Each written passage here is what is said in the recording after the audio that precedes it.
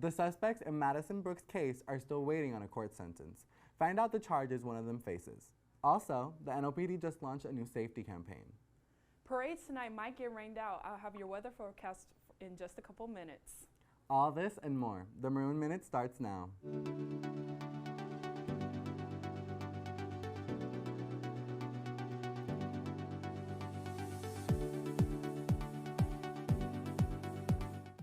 Good afternoon, and thank you for joining us. I'm Frankie Esteves, and this is the Maroon Minute for Thursday, February 16th. A suspect in the rape of Madison Brooks is facing 2 more charges of sexual assault. 18-year-old Kaven Washington is accused of assaulting another student in August of 2022 at the same bar and a 12-year-old girl in 2020. Washington is now facing a tougher sentence and remains in jail until a court date is given. The New Orleans Police Department is launching a new campaign called Lock It Up, urging residents to securely lock up their firearms. After incidents of negligent use of firearms this year alone, the NOPD looks to encourage citizens to safely store their weapons. In 2017, neuroscience departments had no African American professors, according to the Society of Neuroscience. One Loyola student is calling for change. She is graduating from Loyola's program in 3 months and hopes to break the barrier. Reporter Brooklyn Joyner takes a look at how her journey has been.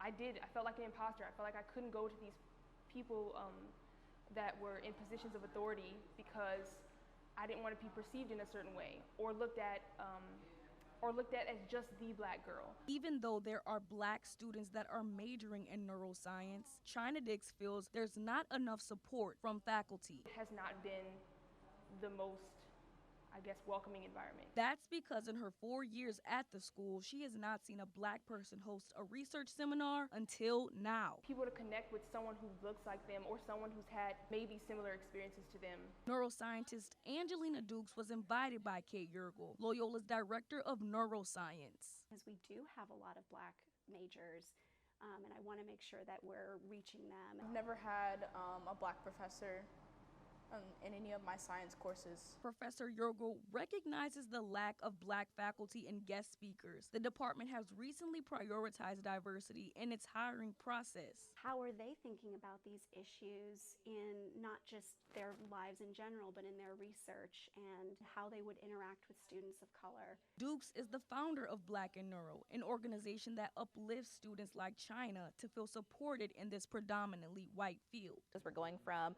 undergrad to graduate school to postdocs to faculty levels, the numbers of black neuroscientists in particular begin to dwindle.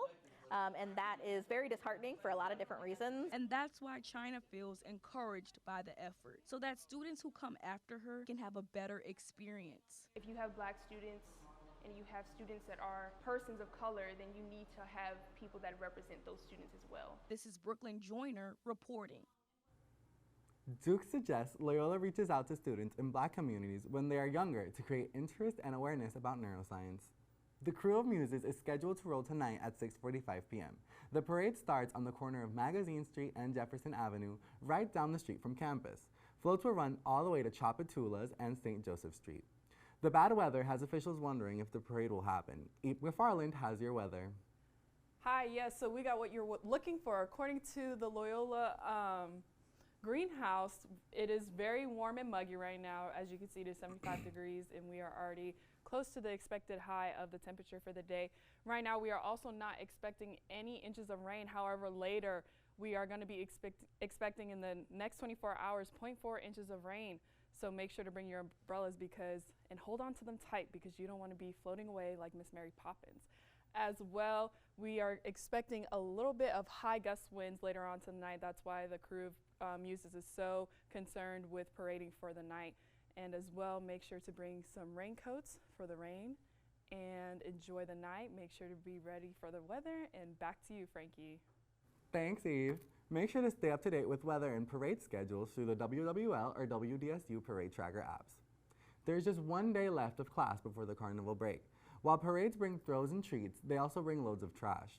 Caleb Moliere caught up with them to see how they are helping to keep the drains clean of Mardi Gras throws. Every year, Mardi Gras bees end up in places that they shouldn't be, like here. Or here. Or here. Or more than likely, they end up here. Thousands of pounds of metal cans, plastic bags, or Mardi Gras throws end up in New Orleans drains and landfills every carnival season. The city of New Orleans has partnered up with some recycling organizations to start Recycle That to help the issue. I actually was living in Mardi Gras for 9 weeks last year and was at Mardi Gras, and my whole job is to get aluminum beverage cans recycled. And I saw there were so many all over the place, and so we decided we need to do something about this. These cans will get recycled, the glass will get recycled, the beads as well. So we hope people will take advantage of it as they go about enjoying Mardi Gras. A recycling organization known as Grounds Crew that makes sustainable Mardi Gras throws also joined Recycle That in 2018 to help keep New Orleans clean and green. We want to preserve Mardi Gras, of course, but we understand that the economy, especially how throws fuel parades in terms of revenue, that's not a sustainable system. We need to change that. Around 2.6 million pounds of waste ends up in landfills and drainage waste every year. Their goal is to clean up New Orleans and keep those recycled goods from sitting for years. Once it goes to landfill, it's there for good until future generations mine it for the aluminum, in the future. But no, the landfill is not an environment where you take things out, typically. It's only where you put things in, and we would love to see Mardi Gras do better instead of sending all of that stuff immediately into the landfill. This has been Caleb Moye reporting. Thanks, Caleb. And remember, pick up those beads. A new edition of the Maroon newspaper comes out tomorrow. Reporter Alexis Marginary is sitting down with one of the writers. Thank you, Frankie, and thank you for joining us on the Maroon Minute. Today I'm sitting down with Aaron Bailey to talk about this article that he wrote for the Maroon this week. Aaron, tell us what's going on here. It's a great picture, but we gotta know more.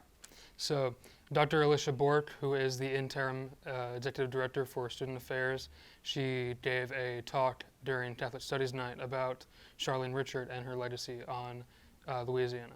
So Charlene Richard is a local Cajun girl, but born about 30 miles up from Lafayette in Richard, Louisiana.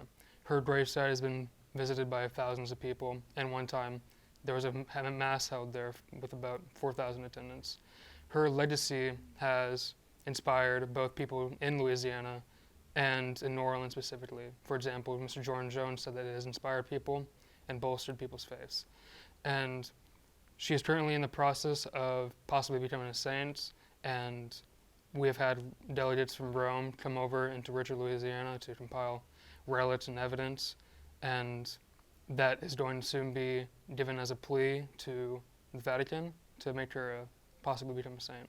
That's really cool. We'll check out this article and more in this week's edition of The Maroon.